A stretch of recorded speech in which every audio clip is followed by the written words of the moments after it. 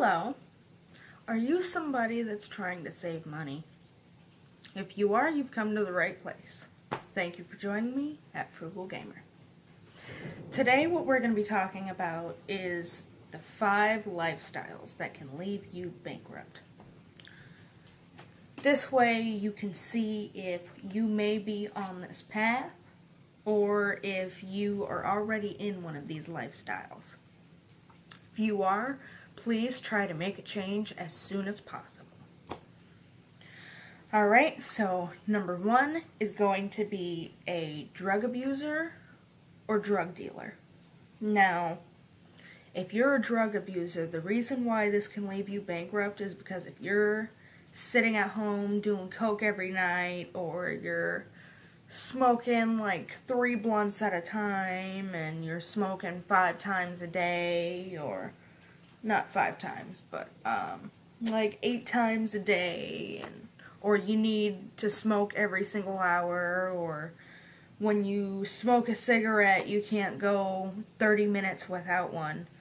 If this sounds like you, you are most likely a drug abuser. I hate to say it, but you probably are if you're having these issues. Now, please understand that this is not a I'm judging you because you're this and you need to change. No, it's I want to see people that are happier. I want to see a happier world. Because if we're all happier with ourselves and we can all see our problems, we can fix them. So, with being a drug abuser, what this can lead you to do is you are taking out from your savings, or you're letting your electric bill run up, and then you're just not going to pay the electric bill so that you can have another pack of cigarettes, or whatever the case may be for you. Please, please, please stop. This can be something that if you do that enough times, it's going to go on your permanent record. For example, if you stop paying your rent so that you can smoke some more marijuana and you can smoke wax and do all that crap, you will eventually get an eviction notice, and then it's going to be a hell of a lot harder for you to get into a new place. Especially if you end up not paying your bills that are not your rent. You're going to kill your credit, which means that you're not going to have good enough credit to be able to get a place, even with an eviction notice. So, and then not being able to pay those things because you are smoking so much, or you're snorting so much, or whatever the case may be for you, it can lead you to be in a time of incredible desperation. And if you go bankrupt, it's gonna be, I think it's a decade that you have to wait for anybody to really want to take you seriously, like with housing and a whole bunch of different stuff. Sorry, I'm a little bit sick, so I'm like kind of dizzy and loopy and all that. So excuse me if I like trail off. But yeah. So being a drug abuser can lead you to going bankrupt because you're more worried about whatever the drug is that you're doing constantly, rather than your own well-being and living situation and everything. As long as you can get that little bit of weed, or you can get that little bit of coke, or whatever the case may be for you, don't buy into it. Don't. You're better than that. You are so much better than that. And then being a drug dealer, as a drug dealer, it's tricky because you have to make sure you're not going to get caught. Because if you don't get caught, then you can actually make quite a bit of money off of it. But you could also go down the bad path, which is you got caught and then you kept doing it and then you got caught again, and then you just find yourself in a vicious cycle that just doesn't end. So, I mean, you gotta be the one to get off of that path. But after so many lawyers and so many medical bills and the fines and the fees and the jail time and the bailout money and having to owe people money, and it's better to just not go into that. It's better to not risk it, because once you have a bad enough reputation, that can mess up your ability to get into places as well. Like, you'd have to make a complete change, but you have to have enough money from that in order to actually do that. But if you're bad enough at it, you're not going to get there. But, yeah, so just try to stay clear of drug abuser lifestyle and drug dealer lifestyle. It's not something that you should be doing. Like, I've known a couple people that have gotten caught within their first few times dealing. But I've also known people to be very successful at it. And I've seen what it looks like when you go down the bad path, and it's terrible. You don't want that. Especially if you have kids. You really don't want that.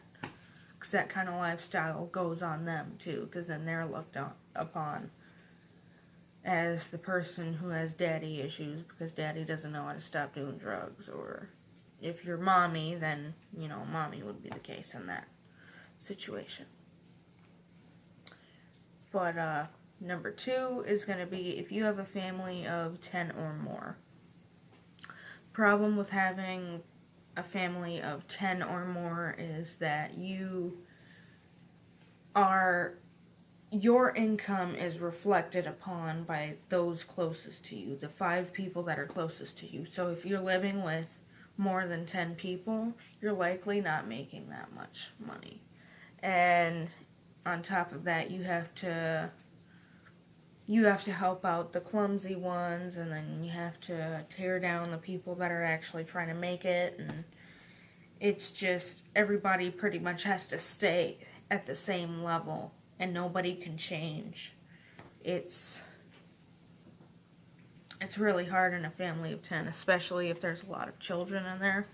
That can definitely leave you bankrupt. If you are a family of 10 or more and there's only 4 adults and there's 6+ kids, you're kind of asking to go or be bankrupt, because you have so many kids that you have to pay for and you don't have enough incomes to make up for those babies.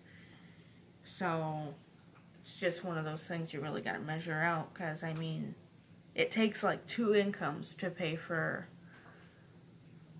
a child nowadays because of the cost of living and whatnot. But yeah, so having a family of 10 or more is really bad. You either have to stay at the same level and never go up or down, or you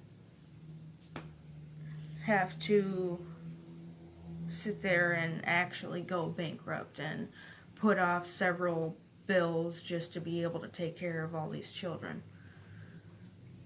It's just a bad road to go down. I've seen situations like that, and it's terrible. It's a freaking zoo in there. You don't want to live in a zoo. But,